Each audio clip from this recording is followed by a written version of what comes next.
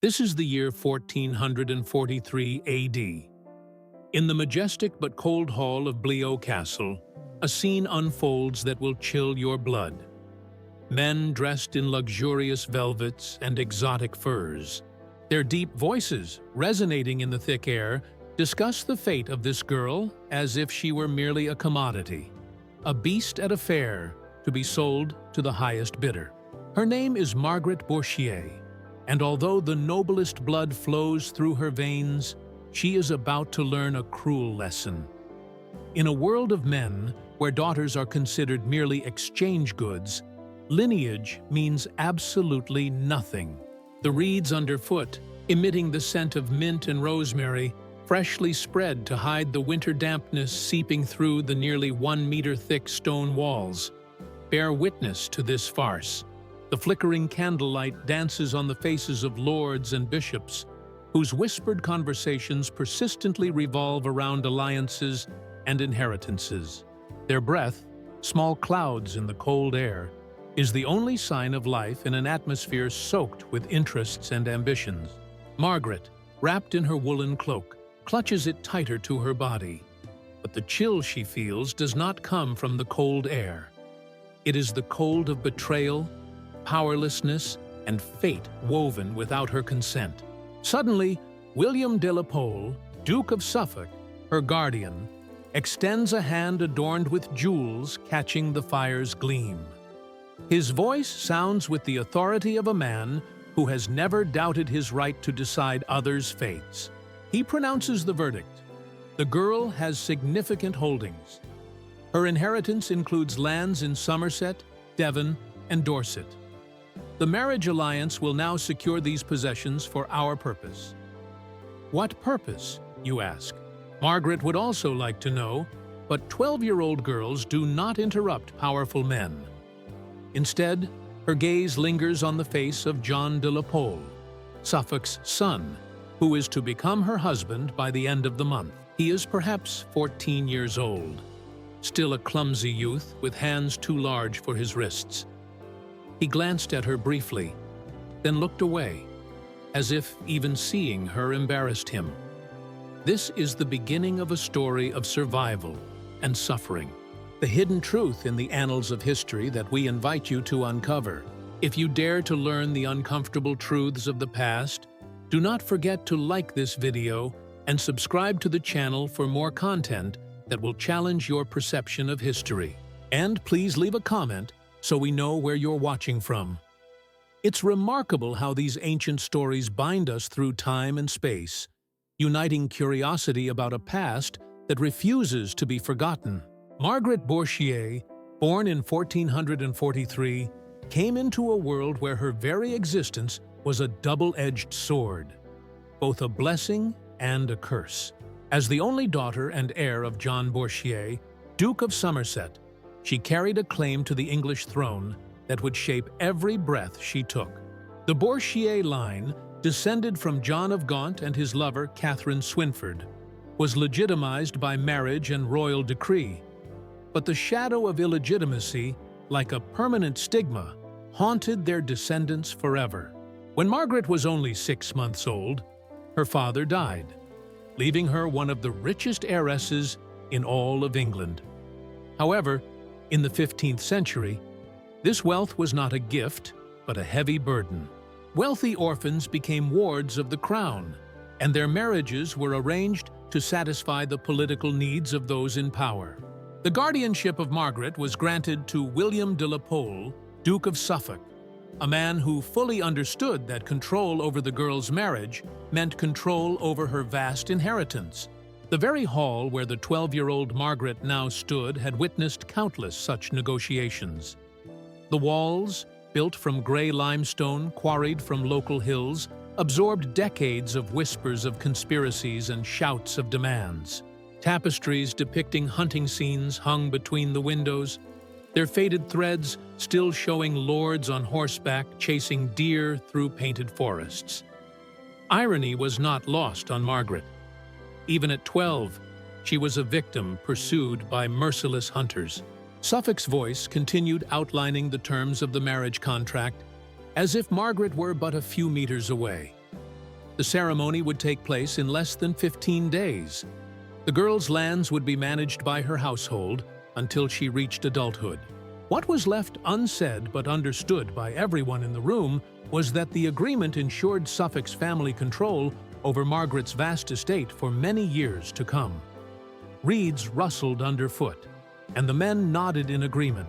Margaret sensed the sweet scent of herbs mixed with the earthy smell of wool and unwashed bodies. Even in 1443, the noble rarely bathed, and the hall was saturated with the odor of a dozen men who had trudged through winter mud to attend these negotiations. Margaret's future husband, John de la Pole, nervously fidgeted by the grand fireplace. The flame cast dancing shadows on his face, revealing the confidence he tried to hide. At his age, he was a pawn in this game, like Margaret, though his male gender gave him the illusion of power. He would inherit his father's titles and lands. She would give away hers in marriage, as the law demanded. The wedding ceremony took place on a cold February morning, when frost covered the ground like scattered pearls. Margaret wore a gown of deep blue silk, the color of royal power, although the fabric felt strange against her skin. The dress was tailored to her fragile figure, but the weight of the silk and the elaborate headdress made her feel like a child playing dress-up in her mother's clothes. The Blio chapel was small and cold, with stone walls that absorbed sound and light. Candles flickered in wrought iron holders, casting wavering shadows that made the saints painted on the walls seem alive. Margaret knelt on the stone floor, her knees already sore through the thin fabric of her dress, and spoke words in Latin that would bind her to a boy she barely knew. Ego, Johannes, te Margaritum uxorem accipio, John said, his voice slightly faltering on the unfamiliar syllables. I, John, take you, Margaret, as my wife. The words echoed in the small space, linking her future to his fate, making her feel nauseous. Margaret answered with her vows, her voice firmer than her hands. Ego Margareta, te Johannem in maritum accipio. I, Margaret, take you, John, as my husband. The words tasted bitter on her tongue, but she spoke them clearly because she had been taught from childhood to fulfill duty regardless of feeling. The marriage was completed that very night, although both children were too young to understand what was happening to them. Medieval law required consummation for legal confirmation of marriage, but also recognized that children could not give conscious consent. This paradoxical situation, where the marriage was both lawful and harmful, would shape much of Margaret's early life. In the months that followed, Margaret began to realize the harsh reality of her position. She lived in the de la Pole household, where she was respected by status, but controlled as valuable property. Every aspect of her life was supervised and regulated. She could not travel without permission. She could not correspond with anyone outside the household. She could not make decisions about her lands or income. The transition from childhood to political commodity became apparent during dinners in the Great Hall. Margaret sat at the high table beside her young husband, wearing elaborate headdresses and rich fabrics symbolizing her status, but was not allowed to speak unless addressed directly. She watched the adults around her discuss state affairs, military campaigns, and political alliances, always aware that her own future depended on decisions made by others. The very feast spoke of hierarchy and control. Margaret was served selected cuts of meat and exotic spices, displaying her family's wealth, but she could not choose what or when to eat. Servants brought predetermined portions at set times, just like all other aspects of her routine. Even her diet was not her own will. During these months, Margaret displayed wit and determination that would later make her one of the most powerful women in English history. She carefully listened to every conversation, gathering information about political alliances, military strategies, and the complex web of relationships ruling the nobility. She learned to read subtle signs of power, Which lords commanded genuine respect? Which lived in fear? And which were merely decorative figures upheld by others? The year 1444 brought news that would change Margaret's life forever. John de la Pole, her 14-year-old husband, suddenly died of fever.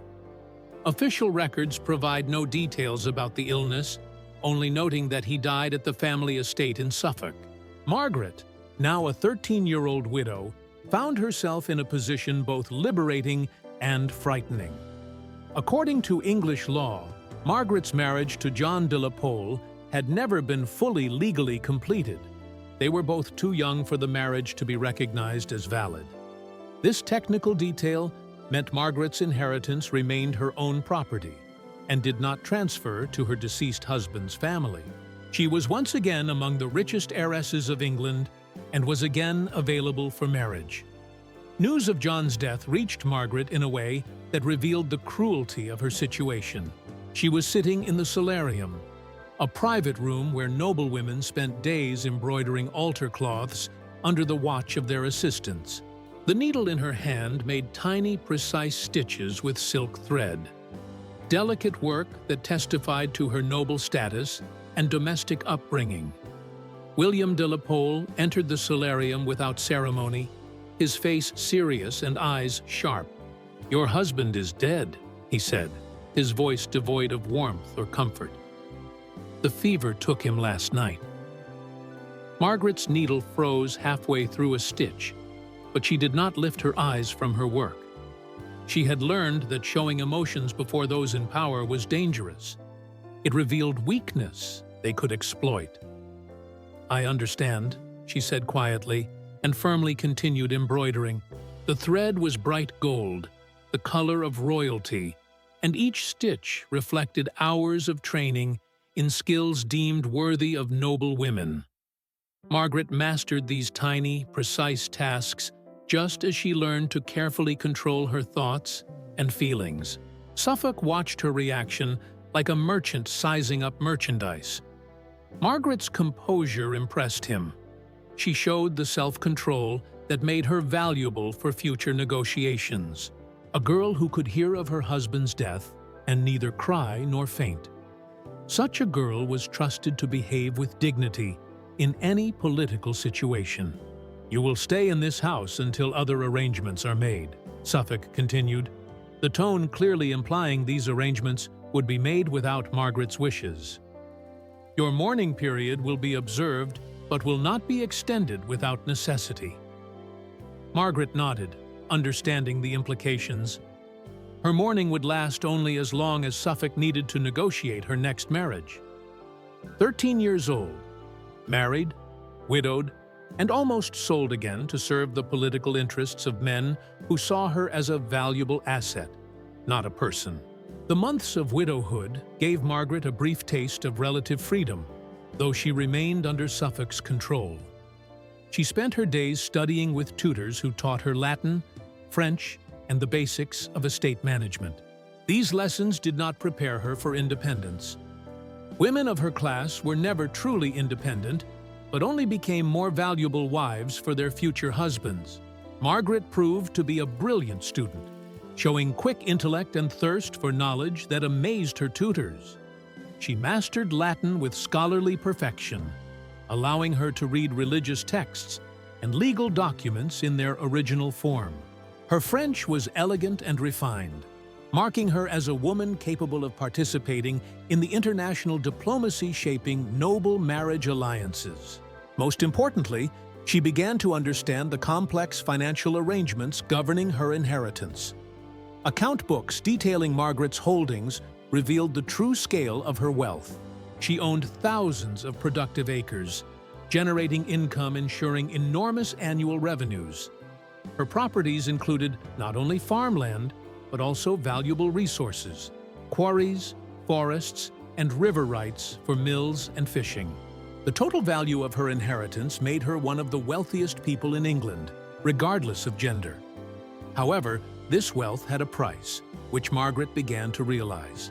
Every acre of land, every pound of annual income from her estates made her more valuable as a political alliance.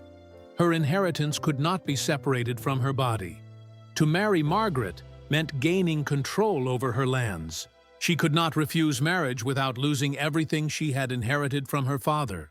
The reality of Margaret's position became clear during a conversation with her mother, Margaret Beauchamp, who visited Blayeau Castle in the spring of 1445. The two women sat in the castle's herb garden, where, despite lingering cold weather, the first flowers had begun to bloom. The garden provided a rare opportunity for a private conversation away from the ears of servants and courtiers, conveying every word to Suffolk's family. Margaret Beauchamp was a woman who had survived her own politically arranged marriages and intrigues. She looked at her 14-year-old daughter with eyes full of both love and submission. "You must understand," she said quietly but firmly, "that your inheritance is both a strength and a shackle. The lands left by your father will bring wealth and influence, but also guarantee you will never be free to choose your own path." Young Margaret listened intently, her hands folded in her round chair in the posture of obedience drilled since childhood. But her mind worked, processing her mother's meaning. She was beginning to realize that wealth made her powerful in some ways, but vulnerable in others. "What if I refuse to marry?" she asked, though she suspected the answer. Her mother's expression confirmed her fears. "Your guardianship will be given to another lord who will have the right to force you into marriage or confiscate your lands for disobedience," Margaret Beauchamp explained. "Imagine the inheritance of a woman exists only as long as she obeys the men controlling her. Refusing to marry turns you into a rebel opposing the natural order. Rebels lose everything." The conversation took place by a flower bed, with lavender, rosemary, and thyme, whose scents Margaret would forever remember as the moment of realization. The flowers around symbolized homely comfort and feminine virtues, but at the same time embodied the tight confines within which noblewomen were expected to live their beautiful, fragrant, and strictly controlled lives. Summer brought news of Margaret's upcoming marriage. King Henry VI, influenced by advisors and political allies, transferred guardianship of Margaret to Edmund Tudor, Earl of Richmond. This union served many political purposes. It strengthened the Tudor family's position at court, provided Edmund with significant income from Margaret's inheritance, and cemented an important alliance between the Lancasters and the Tudors, so necessary in the coming Wars of the Roses. Edmund Tudor, about 24 years old, was roughly 10 years older than Margaret. He was the son of Owen Tudor and Catherine de Valois, the widow of King Henry V. This connection to the royal family made Edmund a valuable political ally, as well as a man accustomed to getting what he wanted. He had been promised Margaret's hand along with control over her inheritance and intended to claim both. Negotiations over Margaret's second marriage took place in Westminster Palace in the autumn of 1445. Margaret was now 14 years old, mature enough to understand the political consequences of marriage, but still too young to legally refuse. She traveled to Westminster with a small retinue, accompanied by guards and servants meant to ensure the fulfillment of agreements, not to provide comfort.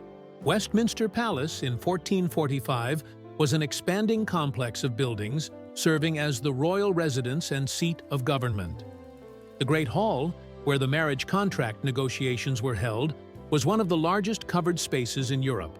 The walls rose into shadow, and the floor was covered with rushes, rustling beneath each step. The sound of footsteps echoed, making private conversation impossible. Margaret stood by a carved pillar, adorned with intricate ornaments, watching the men decide her future. Edmund Tudor was tall and strong, confident in his right to take what he wanted. He spoke freely with royal advisors, discussing Margaret's inheritance as if she were not present. "The girl's lands will provide substantial income for our house," Edmund said, his voice clearly echoing through the hall. "With proper management, these holdings will support our position at court and finance military obligations." He glanced briefly at Margaret, assessing her like a prospective horse. She was young, healthy, and wealthy. Everything a nobleman could desire in a wife. King Henry VI, barely 24 and already showing signs of mental instability leading to civil war, ultimately approved the marriage. The king's support was decisive, as it made the marriage a royal decree rather than a private agreement. Margaret could not refuse without committing treason against the crown. The wedding ceremony took place at Blayo Castle in early 1446, when Margaret was 14 years old. The ritual was more lavish than her first marriage, befitting Edmund's high status and the political significance of the alliance. Margaret wore cloth of gold, the most expensive fabric available, and a jeweled diadem marking her rank as future countess. The ceremony combined religious solemnity with political theater. The Bishop of Winchester officiated, imparting the full ecclesiastical authority upon the event. The hall gathered noble witnesses, guaranteeing the marriage could not be contested or annulled. Margaret spoke her vows clearly and confidently, aware that any hesitation or display of emotion would cause doubts about her suitability as a wife. Edmund Tudor's vows were firm and possessive. As he slid the ring onto Margaret's finger, his hand completely enveloped hers, a physical reminder of the power that would govern their marriage. The ring itself was heavy gold with a large sapphire, so big it weighed down Margaret's small hand. She wore it for life, a constant reminder of lost independence. The consummation of the second marriage occurred the same night, and this time there was no doubt the participants were old enough. Margaret was 14, considered a full adult by medieval standards. Edmund was an experienced man, fully aware of what he was claiming.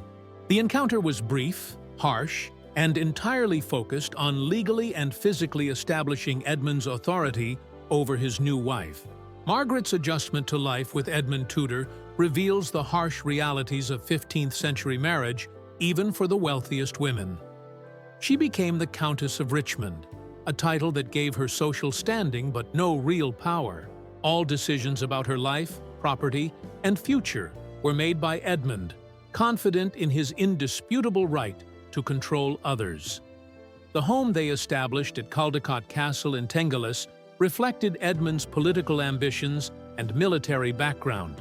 The castle was a fortress, not a palace, built for defense, not comfort. Margaret's daily routine revolved around Edmund's demands and preferences, her own desires considered only when not opposing his interests. Edmund's approach to managing Margaret's inheritance demonstrated both his political acumen and his fundamental disregard for her as a person.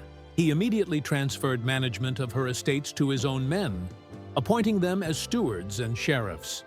Income from Margaret's lands was directed toward funding Edmund's military campaigns and political activities without her input.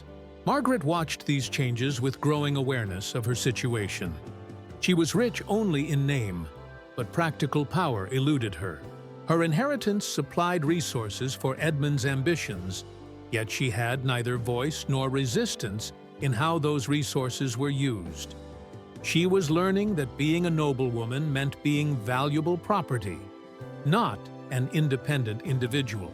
The political situation in England in 1446 and 1447 became increasingly unstable, with rising tension between various noble factions. Edmund Tudor's position as a Lancastrian supporter exposed both him and Margaret to potential dangers as opposition to King Henry VI's weak rule grew. Margaret found herself drawn into political conflicts she neither chose nor could escape. By late 1456, when Margaret was 13 years old and married to the much older Edmund, she discovered she was pregnant. The news brought both joy and fear. Joy, because producing an heir was her primary duty as a wife, and fear, as she understood the physical dangers of childbirth at such a young age. Medieval medical knowledge of pregnancy and childbirth was limited and often dangerous, making every pregnancy potentially fatal. Margaret's pregnancy lasted through the winter of 1456 into 1457, a time of mounting political tension in England. Edmund was often absent, engaged in military campaigns, unable to support Margaret through a difficult pregnancy. She faced the physical and emotional trials of motherhood essentially alone, surrounded only by servants and midwives. The political situation worsened when in August 1456, Edmund Tudor was captured by Yorkist forces. He was imprisoned in Carmarthen Castle, where he died of fever in November 1456. Margaret, already 7 months pregnant, learned of her husband's death while struggling with the physical and emotional stress of late pregnancy. Edmund's death left Margaret in a precarious position. She became a pregnant widow with immense wealth but without male protection, making her both valuable and vulnerable.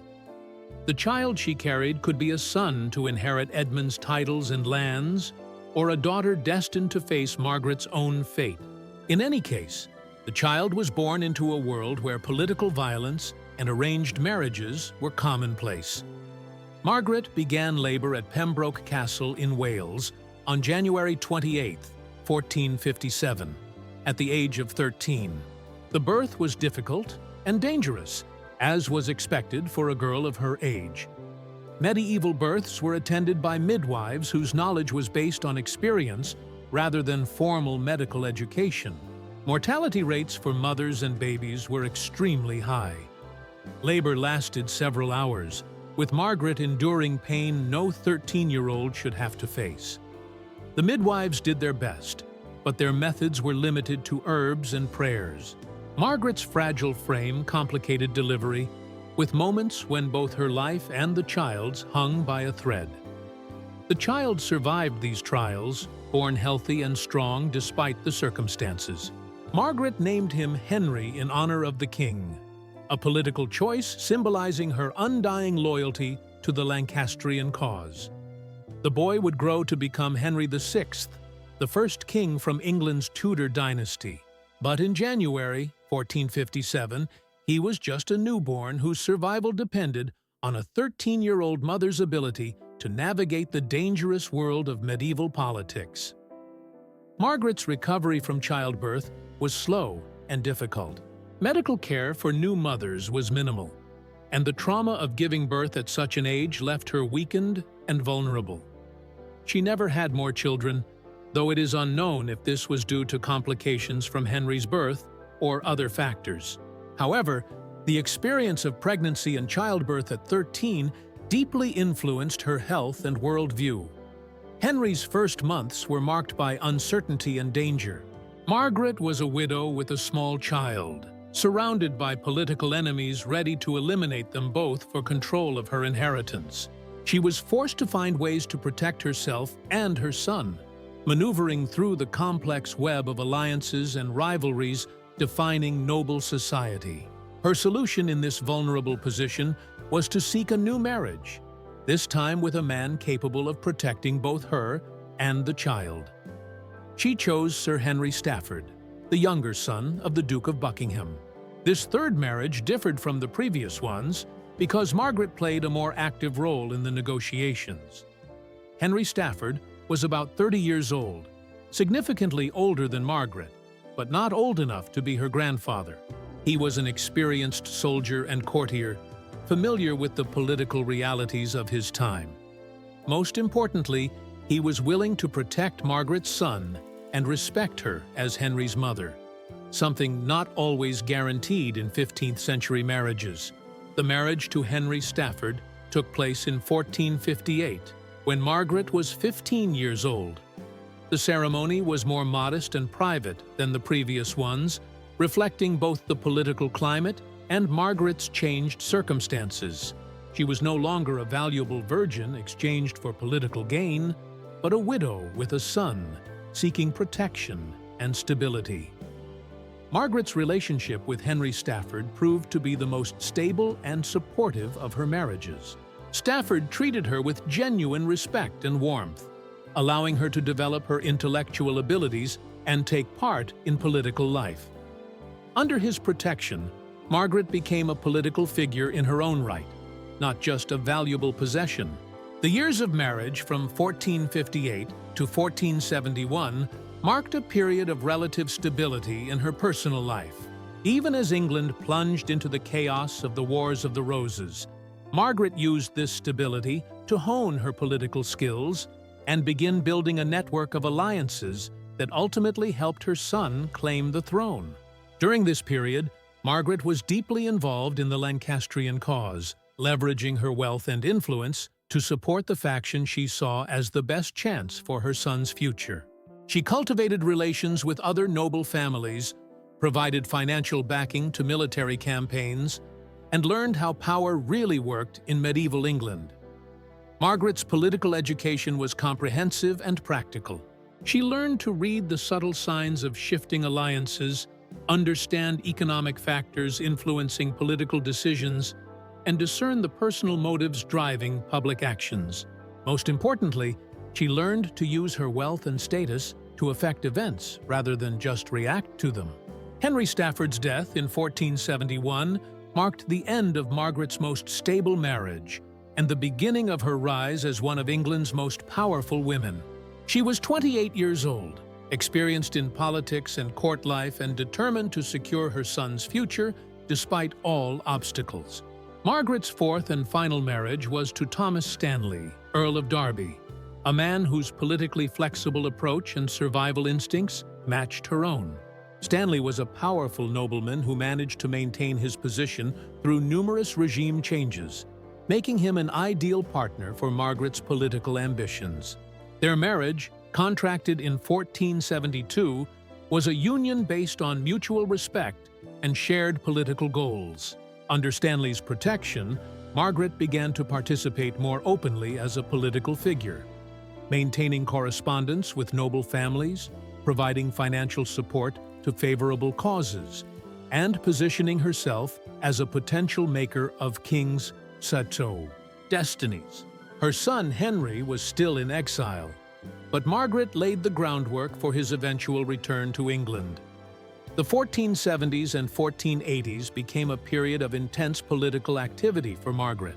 She navigated the complex and dangerous world of Yorkist government under Edward IV and later Richard III, continually working for her son's interests and avoiding the fate of nobles who miscalculated their positions. Her survival and success during this period reflect the political skills she developed from childhood, when she was a helpless pawn. The relationship between Margaret and Richard III was particularly complex and dangerous.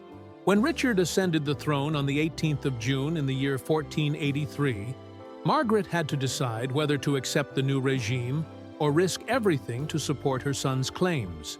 Her decision to back Henry's invasion of England in 1485 was the culmination of years of political planning and personal sacrifice. The Battle of Bosworth Field in August 1485 marked the moment when Margaret's long campaign for her son's future finally succeeded. Henry Tudor's victory over Richard III made him King Henry VII and turned Margaret from a schemer into the mother of the reigning monarch.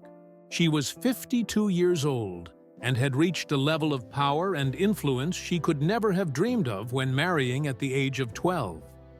Margaret's position as the king's mother gave her unprecedented authority for a woman of that time. She was given the title, "My Lady the King's Mother," and she influenced court appointments, political decisions, and royal marriages. She transformed her inherited wealth and harsh life trials into genuine political power. The irony of Margaret's success was that it came at the cost of her own happiness and self-development. Throughout her adult life, she fought for her son's future, sacrificing her own desires and opportunities to secure his position. Her victory was complete, but hollow. She gained power, but lost the chance for personal happiness. Margaret's final years were marked by triumphs and tragedies. She witnessed her son establish the Tudor dynasty and secure the throne for his descendants. But she also experienced the pain of outliving many of her contemporaries and saw the political world she helped create slip beyond her control. She died in the year 1559, shortly after her son, having seen her grandson Henry VIII begin his reign. Margaret Beaufort's legacy extends far beyond her immediate family. She is remembered as one of the most powerful women in English history, a figure who turned personal tragedy into political power. Her story illustrates the constraints imposed on women in medieval society, as well as the ways outstanding individuals could overcome these limitations through intellect, determination, and strategic thinking. Margaret's influence on English history is profound and long-lasting. Through her son, Henry VII, she is the ancestor of all subsequent monarchs of the Tudor dynasty, including Henry VIII and Elizabeth I. Her political skills and strategic thinking helped establish one of England's most successful dynasties. Her story proves that even in societies that strictly limited women's opportunities, individual resolve and intelligence could overcome seemingly insurmountable obstacles. Margaret Beaufort's transformation from a helpless girl bride to one of the most influential women in English history is a testament to human resilience and political mastery. She learned to use the very system that oppressed her as a tool to achieve her goals, turning wealth and noble status into real political power. Her story is both inspiring and tragic, revealing the possibilities and the price of ambition in a world offering women few chances for self-determination. Margaret's religious piety in her later years adds another dimension to her character. She actively engaged in religious activities, founded schools, and supported religious institutions. This spiritual aspect may reflect both genuine faith and a form of repentance for political compromises made throughout her life. Her religious work also served political purposes, strengthening her reputation and providing additional avenues of influence. Margaret's complex character is perhaps best expressed in her relationship with her son, Henry VII. She loved him deeply and sacrificed everything for his success, but also saw him as the embodiment of her political ambitions. Their relationship was both sincere and politically calculated, reflecting the ways personal and political motives intertwined in the lives of medieval nobility. Margaret's story also sheds light on the broader social and political context of 15th century England. Her experience mirrors the instability and violence of the Wars of the Roses, the role of marriage and political alliances, and the ways women could exert influence despite legal and societal restrictions. Her life opens a window into a world where political survival demanded constant vigilance and strategic thinking. The documentation of Margaret's life is extensive, giving historians detailed insight into her experiences and motives. Her correspondence, financial records, and contemporary accounts create a vivid picture of a woman shaped by circumstances and determined to shape them in turn. Historical evidence reveals both her political acumen and personal struggles. Margaret's impact on education and religious institutions in her final years reveals yet another side of her character. She used her wealth and influence to support learning and religious devotion, possibly seeking to create a positive legacy beyond her political achievements. The schools she founded reflect her personal interests and understanding of education's importance for maintaining social and political influence. The connection between Margaret's personal experience and her political activity shows how individual trauma could transform into social influence. Her childhood marriages and premature widowhood taught her the realities of power and the importance of strategic thinking. These painful experiences laid the foundation for her later political success. Margaret's story also raises questions about the nature of power and opportunity in medieval society. Although she achieved significant influence and success, she did so within a system fundamentally limiting women's possibilities. Her triumph is both a victory over oppression and an accommodation to it, showing the complex negotiations required for survival and success within hierarchical societies. Psychological aspects of Margaret's character are especially interesting. She demonstrates remarkable resilience and determination but also a readiness to sacrifice personal happiness for political goals. Her emotional life remains largely hidden in historical sources, but her actions speak to a deep love for her son and determination to secure his future. Margaret's relationships with other women of her time provide additional insight into her character. She operated in a male-dominated world, but built connections with other noble women who shared her experiences and hardships. These relationships provided both personal support and political opportunities, showing how women created networks of mutual aid despite social limitations. The economic aspect of Margaret's story is also significant. Her inherited wealth was the basis of her political influence, as well as testimony to her skillful management of financial resources. Her ability to use wealth strategically demonstrates her intellect and understanding of the connection between economic power and political influence. Margaret's story continues to resonate in contemporary discussions about women's roles in politics and society. Her experience illustrates both the obstacles faced by women in patriarchal systems and the ways outstanding individuals overcame these barriers through intelligence, determination, and strategic thinking. Her legacy inspires women facing similar challenges in various historical contexts. The documentation of Margaret's religious activity in her later years reveals yet another dimension of her character. She became increasingly involved in religious and charitable work, perhaps seeking both spiritual fulfillment and a positive legacy. Her religious piety may also represent repentance for the political compromises made throughout her life. Margaret's influence on the development of the English monarchy extends beyond her immediate family. Her political skills and strategic thinking laid the foundations of royal authority and court organization, which influenced the English government for generations. Her story shows how the actions of individuals can have far-reaching historical consequences. The tragedy of Margaret's story lies in the personal costs of her political success. She attained considerable power and influence, but only at the price of her own joy and self-fulfillment. Her life illustrates the painful choices faced by women in societies with limited opportunities for self-determination and personal satisfaction. Margaret's final years were marked by both triumph and isolation. She achieved the goal of her life, securing the throne for her son, but outlived many of her contemporaries and gradually became distanced from the political world she helped create. Her death in the year 1559 marked the end of one era and the beginning of another in English history.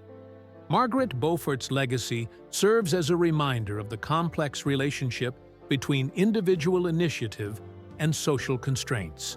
Her story proves that even in societies with strong limitations on women, extraordinary individuals can find ways to influence and achieve their goals. Her life is both an inspiration and a warning, showing the possibilities and the price of ambition in restrictive social systems. Now you stand in the shadow of Westminster Abbey, where Margaret Beaufort rests beneath a monument bearing witness to her remarkable life. The bronze likeness depicts her in the robes of a noble woman, hands folded in prayer, peaceful in death. But stone cannot convey the fire that burned within her, the resolve that turned a helpless girl into one of the most influential women in English history. A girl married at 12 and pregnant at 13 became the mother of kings, founder of a dynasty, and architect of her own extraordinary destiny. She learned to play the game of power with masters who thought they controlled her, and ultimately played it so she controlled them. In a world where women were expected to be silent and submissive, Margaret Beaufort found her voice and used it to change the course of history. Her story echoes through the centuries, reminding us that even the most helpless can find ways to take charge of their destiny. She was broken as a child, but reborn as a woman of steel, turning her pain into purpose and her trauma into triumph. The girl at 12, who once was silent, while men decided her future, became the woman who defined the future of England itself.